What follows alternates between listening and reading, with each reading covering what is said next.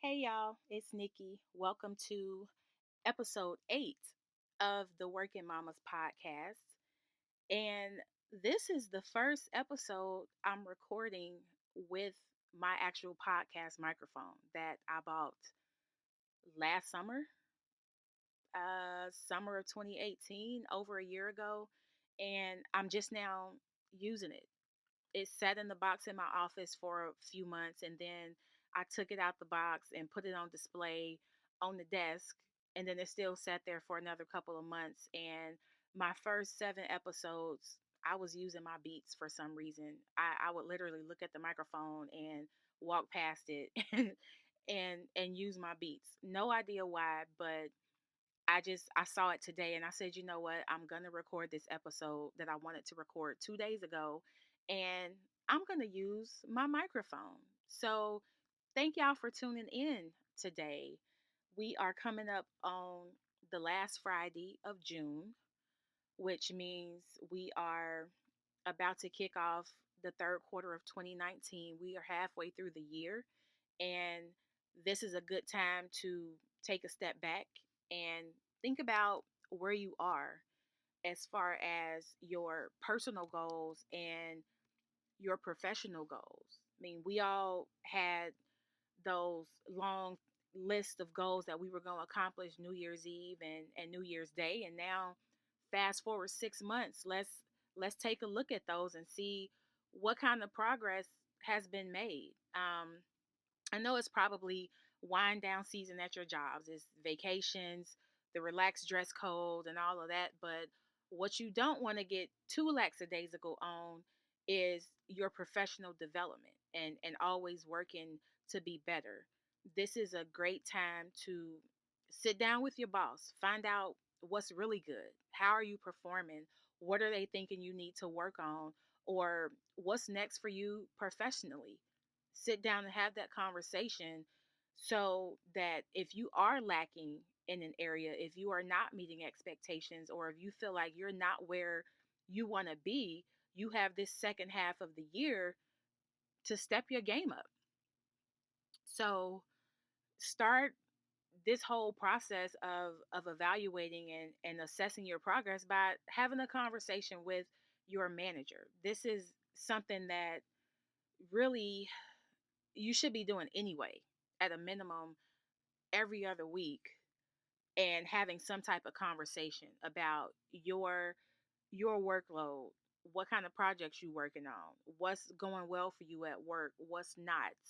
And it's not always something that might be on your manager's radar because they have their own career to manage. I mean, some companies do it as a formality to document progress toward goals, and if you don't meet those expectations, that could count against you at the end of the year.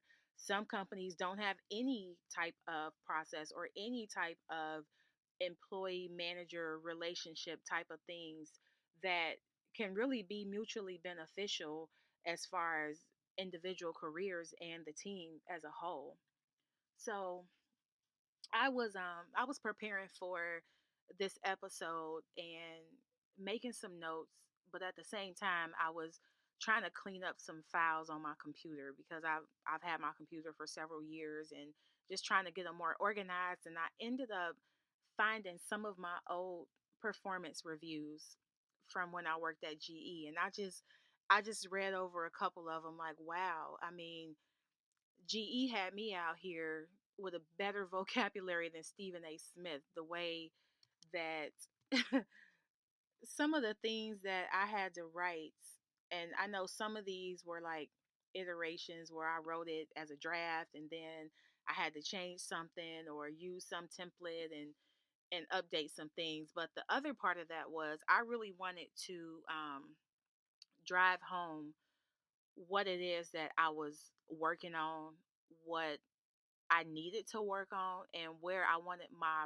career to go, because I knew that this was being documented, that it was being added to my file, that anybody could access it. So I wanted it to be specific. I wanted it to be clear so that anybody who didn't know me within the company could look at my EMS and see, okay, this is what she's doing right now. This is the level of responsibility she has.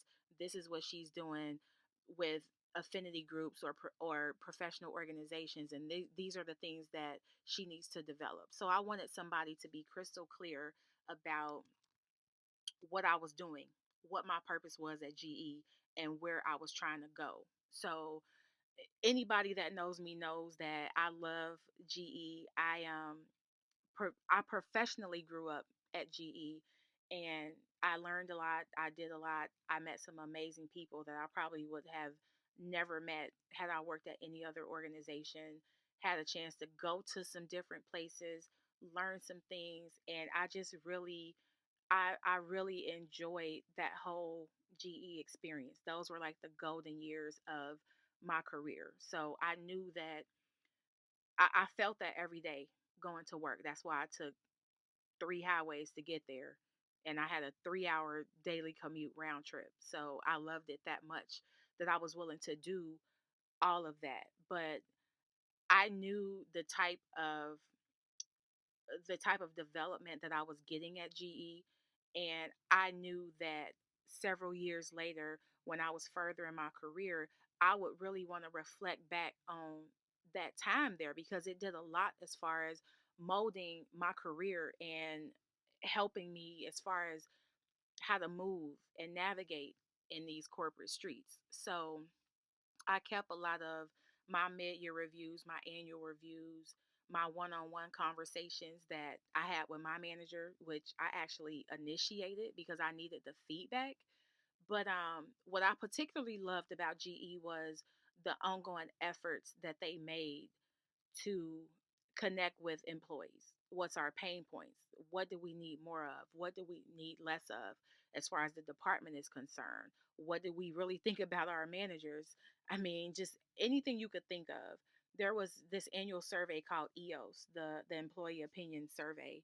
Um, and we just basically had the chance to give direct, candid feedback to our leadership, and they would take that feedback and act on it. They had action plans about things they were going to improve based on what employees are saying. If we wanted more development opportunities, then they provided that. If we needed to hear more from our leadership, they made that happen. And it's the same situation with a mid-year review for you as an employee, but also even if you're an entrepreneur and you're running a business, what actionable steps do you need to take to finish strong for the second half of the year? So I just really wanted to share that because I don't think companies like GE exist anymore. I mean, granted, they're in some unfortunate situations right now, but when I worked there, the 7 years that I worked there was it was amazing. It's something I'll never forget, and I was just glad that I had all these opportunities to talk to my boss, to talk to my one over one, to talk to the VP of the whole center of excellence. And there was nobody feeling like you stepping on my toes because you are going over my head and talking to my boss or nothing like that. So I just really loved the environment there, the way that they treated employees. And I just wish more companies like that existed. So it's just crazy to think about GE, which is almost 130 years old, I think, and one of the original 12 companies on the Dow, and then you get kicked off and replaced by Walgreens. I mean, no disrespect to Walgreens, but um, it was just crazy to be there during some of the best times, and then just to watch it from the outside, just kind of crumble and disintegrate. Um, but anyway, the whole purpose of this episode is to give you all something to think about in your jobs and in your careers now that it's the middle of the year. If you feel like you're lacking, if your boss feels like you lacking, then you have a chance right now to make it better and improve on those developmental areas so that when it comes to the end of the year annual review, pay raise discussions and those sorts of things, then nothing that you hear is a surprise as far as, okay, well, you you was messing up big time in April. Well, why didn't you tell me in April? Why are you waiting till December to tell me? So that's really the goal of the mid-year review, but also of the one-on-one conversations that you should be having on a regular basis with your boss.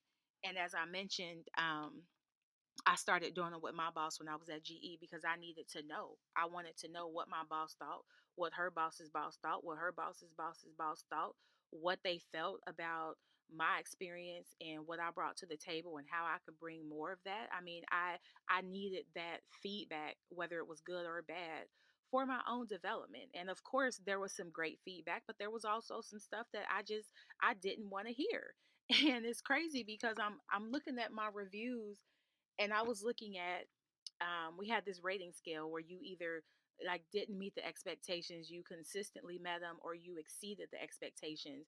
And I remember those first couple years, I was always just meeting, and I'm mad. Like, what you mean? I'm exceeding expectations. I'm working my ass off over here in this cube, and that was how I felt then. But now that I'm reading things that I wrote in 2009, in how old are these? 2009, 2011, 2012, 2013. I'm like, girl, sit down. You were not exceeding expectations. So that's what I would tell my old self. Like, trust this process. You are not about to go from the senior to the CFO in 6 months.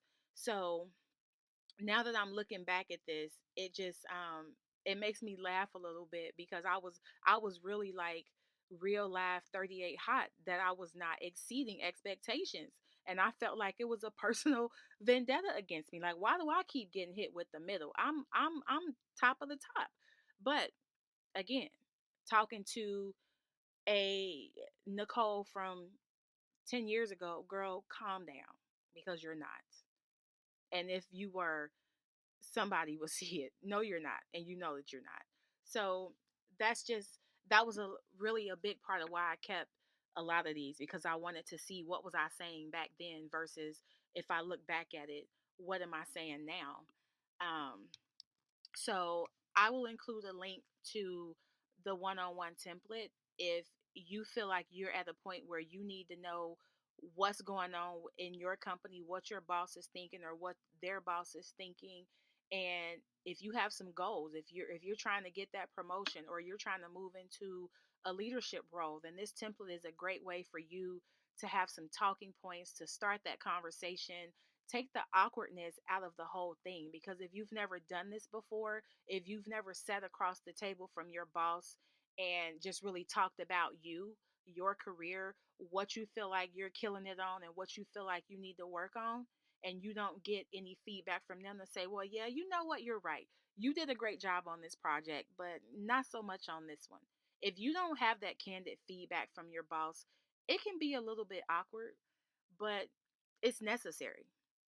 So that's why I created this template. It is the exact same template that I created in 2009 when I initiated the conversations with my boss. So when it came to annual review time, we didn't need 60 minutes to have a conversation. We needed about 10 or 15 because nothing that was on my performance evaluation was new to me, because we had been having conversations every 2 weeks for the last year about work related things and administrative things. And so there was really nothing new to discuss. It was more so a culmination of everything that we had talked about throughout the whole year. So if your performance review conversation takes 60 minutes or more than 30 minutes, then you need to download this template. So, um, as far as, you know, I just, the way that I move today, the way that I lead my team, the way that I work is really because of these reviews and this feedback that I got. And I mean, we all have those situations where we have a boss that we love, and sometimes we have a boss that we really don't fool with at all. Like, no, we are not going for drinks after work at all. I mean, but that's fine. I mean, I'm a person that even if I don't fool with you, I can work with you when it comes to business. If we need to get something done, again, we might not be going out for margaritas after work, but If it comes to a project that needs to get done or something that needs to be worked on, then just know that we gonna get it done. Period. Point blank.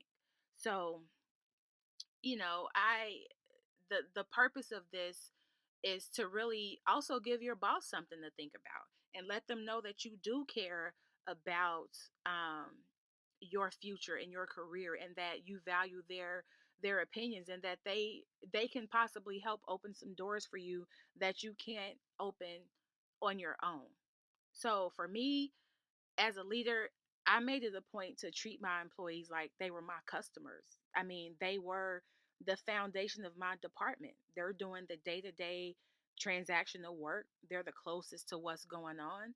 And so it's important for me to have these conversations with them, to know how they're feeling, how they're doing, if they're frustrated about something, because it's in my best interest to keep them motivated and to give them the tools and the training and the resources that they need, so that the work environment wasn't super stressful, so that I didn't have to look over their shoulder to see whether or not they were actually doing the work.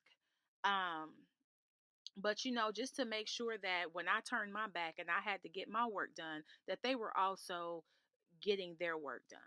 So it's just really important that if you don't talk to your boss, or you feel like you got a issue with your boss, put all of that to the side and figure out what you need to do to make sure that your boss can support you in the next moves that you make.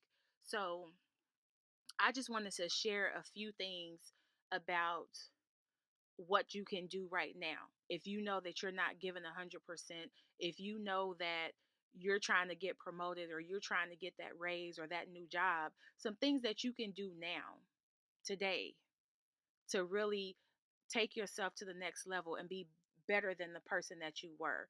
And this first thing, I just have to say this because I've seen it in practice before, and I've led some large teams and some pretty diverse teams, and I'm just amazed by the number of people who do things and they don't think that anybody is watching them. So the first thing I would say, as far as trying to level up, if you will, at work and really trying to step up your game, is just know that you're being watched. And don't sit at your desk watching TV on your phone. You're watching TV. I don't know how you watch TV when you're doing something else, like on the computer, something that you're being paid to do. I love music. I listen to music while I work, but that doesn't require me to be looking at my phone or looking at my Spotify. I don't know how you can even be on a computer. Most accountants today have dual screens. Be on dual screens, and then you got your video on your phone. That's too much going on. And I have actually had to write people up and even fire people for doing this. I did not realize how widespread this thing was. There's nothing that you watching on your phone that you can't watch when you get home. And how do you watch it on your phone anyway? The screen is so small. Like, I couldn't imagine when I was binge watching Game of Thrones watching it on my phone. It's just not the same. So just know, first and foremost, that you are being watched, even when you think you're not. The next thing is, like I mentioned before, if you got a personal vendetta or some type of issue where you don't get along with your boss, then you need to put all that to the side and get out of your feelings. Get out of your feelings. Nobody in that building cares. And I'm just being real. You're probably mad about something that happened, so you decide you're not going to do your work, or you going to take an extra long lunch, or you leaving at 4 when you should be leaving at 5, just because you mad, knowing that you have deadlines and things to do. It's work. This is what you're being paid for. And most times, I emphasize most times because I know that workplace drama is real, but most times it's about the business. It's about the company. It's about getting things done. And in the end, being in your feelings and thinking you taking it out on the company, when you are only hurting yourself in the process, because you'll soon be seen as somebody who can't handle the pressure, somebody who has an attitude, or you're not a team player. So many unwanted and so many unintended things can come out of that. So get out of your feelings, sis and bruh, because this is for everybody. And lastly, ask what you can do. I guarantee you, if you pop into your boss's office and say, "Hey, Nicole, how's it going? Do you have anything I can work on? Because I just wrapped up my project or I'm done with my stuff for the day. And it's 30 minutes before I got to go. Do you have anything I can work on?" I guarantee you, your boss does not have a clear calendar or a clutter free desk. So instead of taking that last 30 minutes to check your phone, scroll social media, ask them if there's something that you can help with. Most likely the answer will be yes. And I'm pretty sure that if you work on a team and there's five of y'all, that five people are not standing in line at the boss's door asking to take some extra work. So it might be, I have to run to a meeting real quick, but we can talk when I get back. Or you know what, I actually do have something that I need to turn in tomorrow that you can help me with. So I mean, even if they don't have anything for you right this second, more than likely, if a week goes by, if 2 weeks goes by, they'll say, you know what, I remember she came and asked me if she could help me, and now that I have something, let me see if she's up for it. So that goes a long way. When there's a major project happening, when there's some high exposure event going on and they need some extra hands, you will come to mind.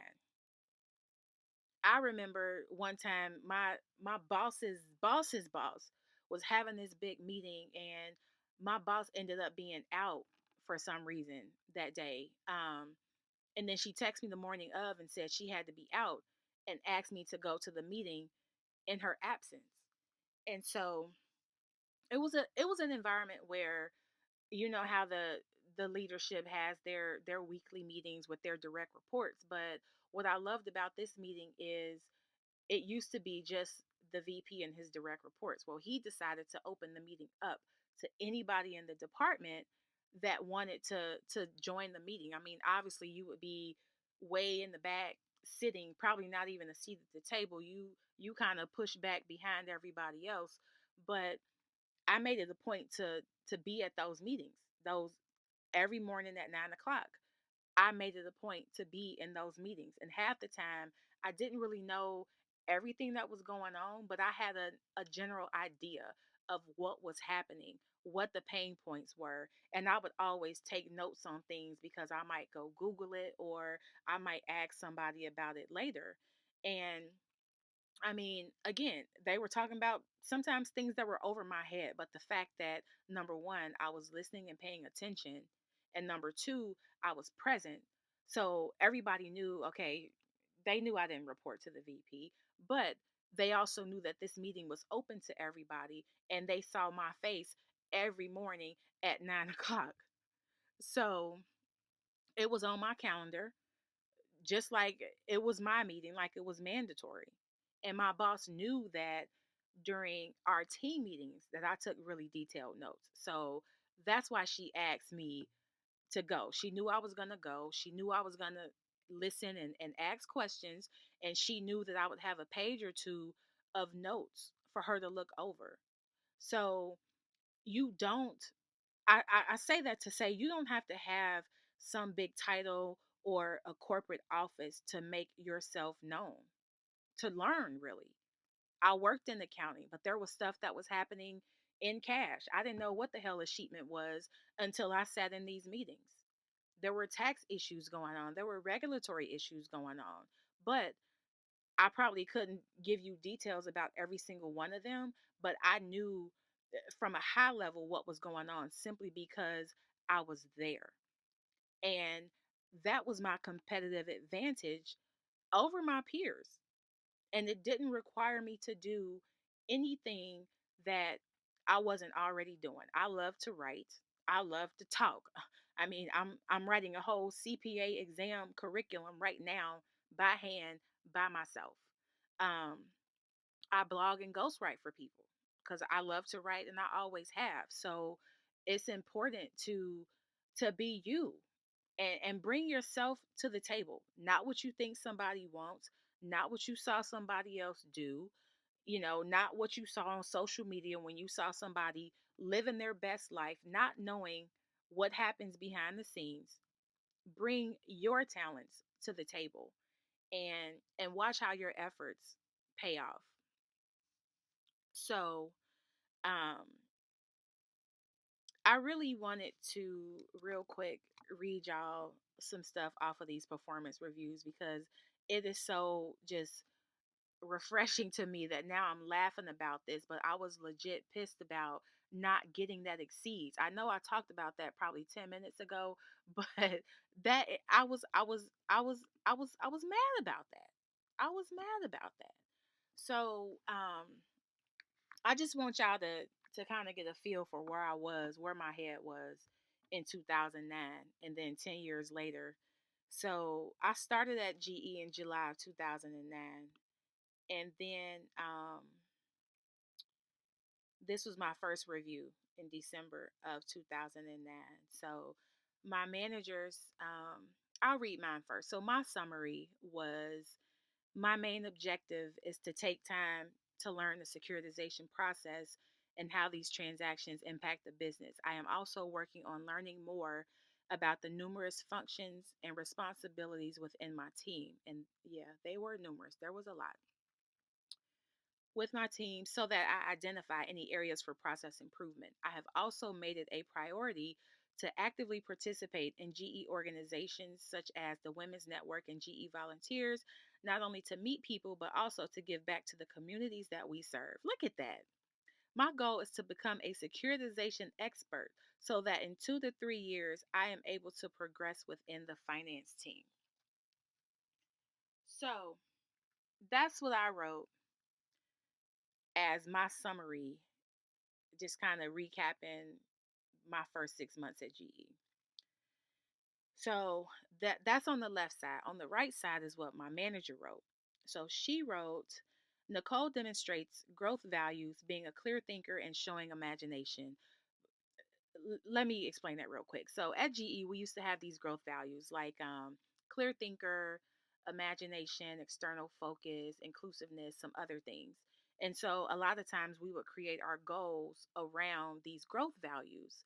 And it really kind of helped to drive your goals to make sure that what you were doing actually added value to the organization. But anyway, um, Nicole demonstrates growth values, being a clear thinker and showing imagination, both in her problem-solving ability and being able to creatively find, that's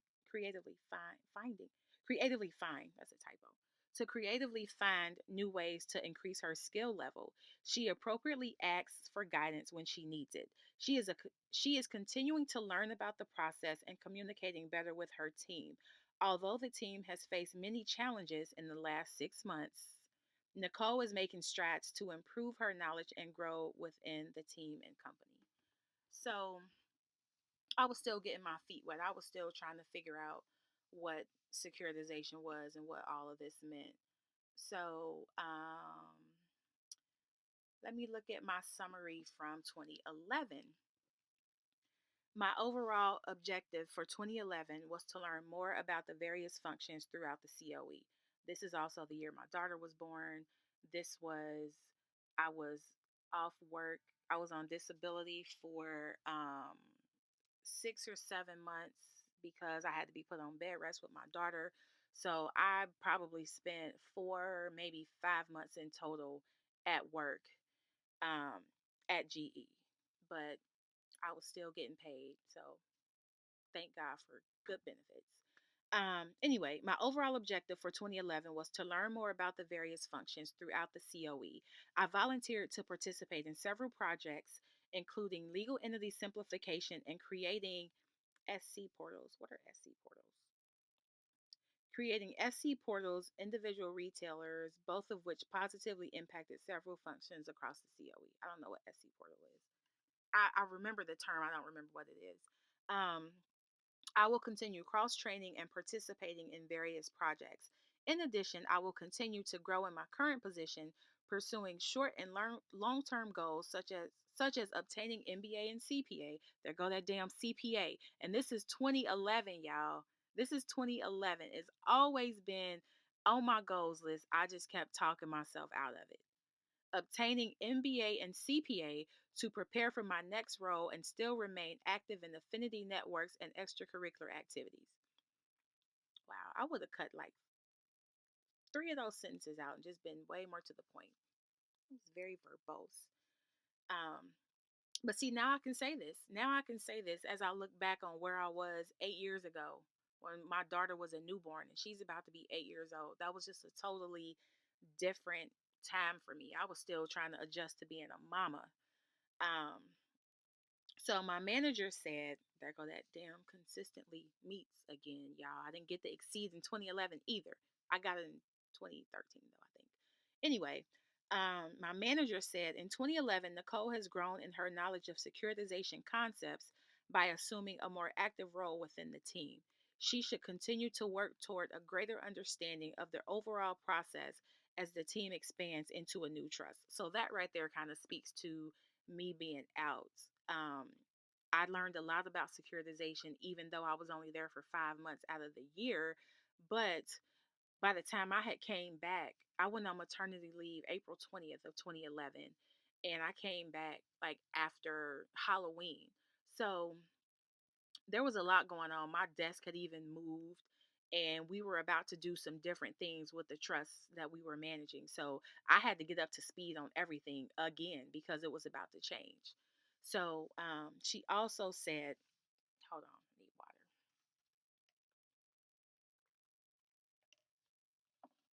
So she also said, continuing to ask in depth questions, working on cross functional teams, and learning how the we used to say SZ, securitization, learning how the securitization processes impact other teams and their processes are areas that would help her to gain more insight. So, yes, basically, I went out to have a baby.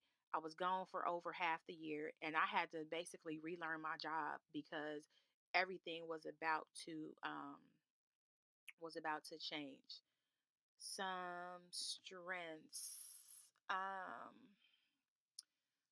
my manager said my strengths were in the time that I have worked with Nicole, she has shown to be very good at organizing complex tasks. Now, right around this time, some things were changing, and there was just a lot of change happening in the department. And I actually haven't read this part of it since 2011, so I'm curious to see what it says, just like y'all are. Um, In the time that I have worked with Nicole, she has shown to be very good at organizing complex tasks. However, I believe her primary strength lies in her inclusiveness qualities. Nicole is an excellent team player, encouraging other team members and embracing their ideas. That is so sweet. I didn't realize she said that. Um, in team meetings, she is also very involved in brainstorming and supportive of new ways of looking at tasks. As she learns to understand the big picture view more, that 30,000-foot level, and get out of the weeds, she can utilize these skills to further her career into leadership roles. That's crazy because I do not remember her writing this, but that's exactly what I started doing. We always started having these forest versus the trees conversation because I was doing the work in securitization. Securitization is very complex. There's a lot involved, especially from the accounting standpoint. So I would always struggle trying to come up from a 30,000-foot level and talk about it because I was so used to booking the journal entries, looking at the invoices for when we issued debt and being so far in the detail that I struggled to come out. And part of that was just me being the person I am, and I'm trying to learn securitization, and I feel like I need to know all of the details before I can speak highly and from a leadership perspective about it. So I did not realize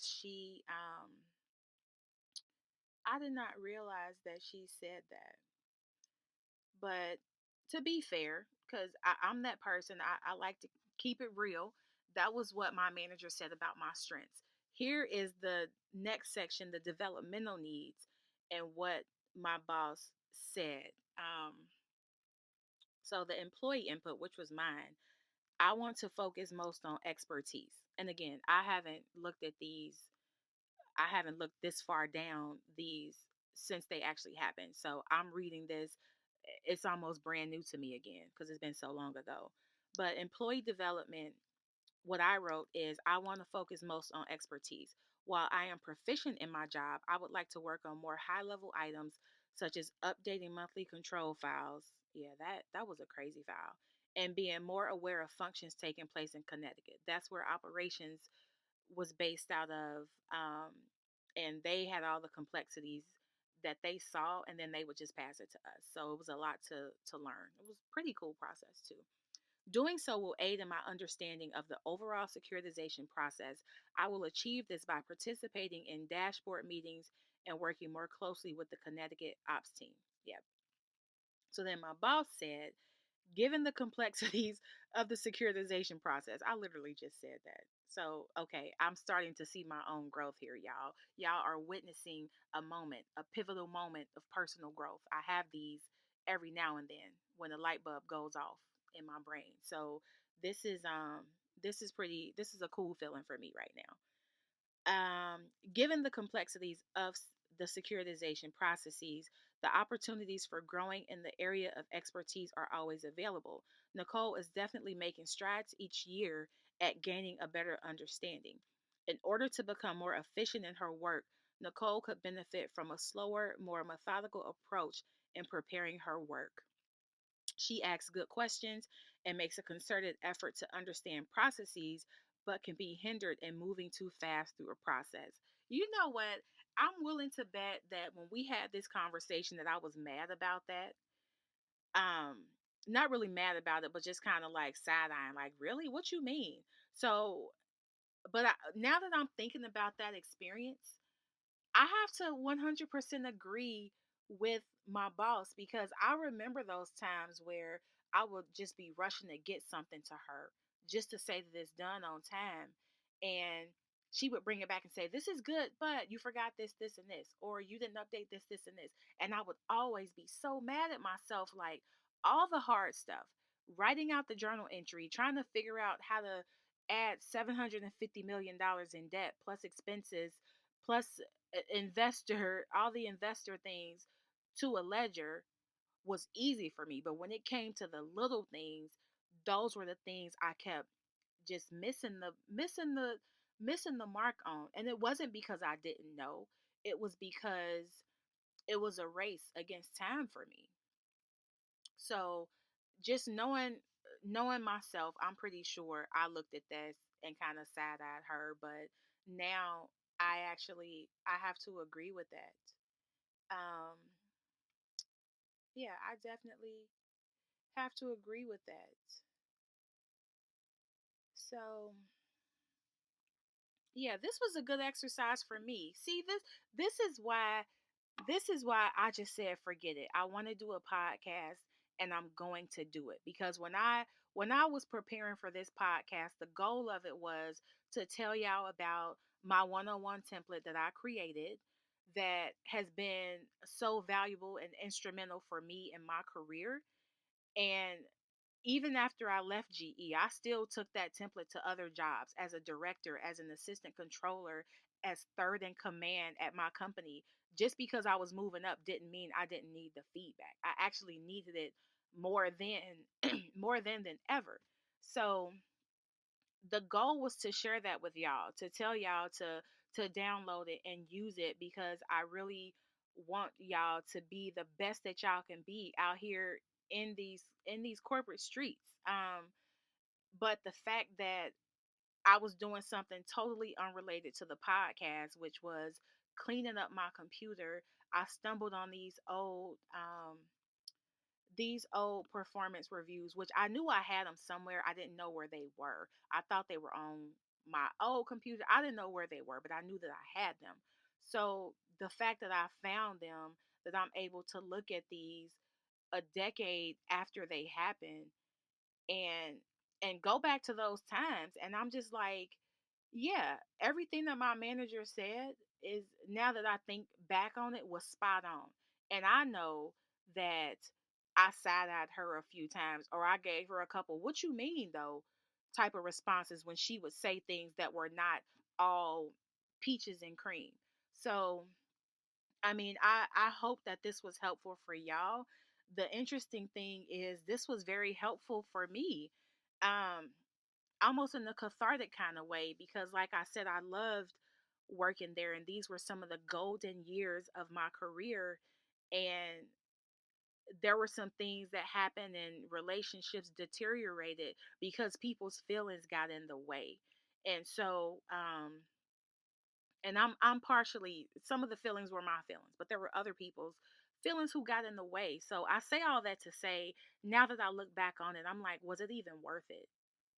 What was the being mad, was the "fuck this, I'm out of here" attitude um really worth it? Because now it's like, I'm glad I did go through that, because I wouldn't be who I am as a leader, as an accountant, as somebody who was speaking in past tense about the CPA exams, had it not been for a lot of these experiences. So I hope this was helpful for y'all. I really want y'all to download this template. The link is in the show notes. And do what I did. Have some conversations with your boss. Take the formalities out of it, and don't even meet in a boardroom. Offer to take them to lunch. Or if you work on one of these pretty swanky campuses or office buildings, take a walk around the building, and take out the formalities and have a real conversation. Like, hey, I know I've been working in this job for X number of months or X number of years, and we've never really had a discussion about my performance other than, at the end of the year with annual reviews. I'm just curious, as I move through my career, as I progress. Um, I'm just curious to hear your thoughts about my performance or what I can work on, and just kind of frame it that way. And I guarantee you, most of the time your boss is very open to having that conversation. And the fact that you are taking an interest in owning your career and not pushing that off on somebody else. A lot of people tend to think it's up to their boss to make decisions for them when it comes to their career, and it's not. So I've never done this, and it's been ill received. I've never been criticized for this. I've actually been praised by some managers, like, wow, this is great. Can I use this to talk to your colleagues? Throat is acting up. But I've actually had managers that took it and used it and had conversations with my peers. And I didn't run back and say, "Hey, I did that. That's mine." I just felt like just something that I needed for my own development is now adding value and paying it forward for somebody else who probably didn't take the initiative, or didn't want to, or probably didn't have the courage to do so. But it's been very useful for me. I like to share with y'all things that are useful for me, that work for me, that help me. So definitely download the template. I would love to hear what you think about this episode. So DM me on Instagram, shoot me an email, hello@nickwinston.com. Or if you're listening to it, share it on social media, share it with your family, your friends, your colleagues, somebody else that you think can really really benefit from taking control of their career, because it really is up to you. But cheers to everybody who is wrapping up the second quarter. Fourth of July weekend is next week, so a lot of us are going to be having a four day weekend, because I think the Fourth of July is on Thursday this year. But the accountants are definitely going to be logging in remotely, or doing something, because it's quarter end, and it gets real at quarter end. So, anyway, I hope you found this episode helpful. I would love for you to share it on LinkedIn, on your social media, whatever. Tag me, and I just really hope that whoever is listening to this, that you've taken some value from this, and that you can really benefit and get to where you want to be in your career. So I will talk to y'all next time. Have an amazing weekend. Cheers to the second half of 2019, and y'all be good.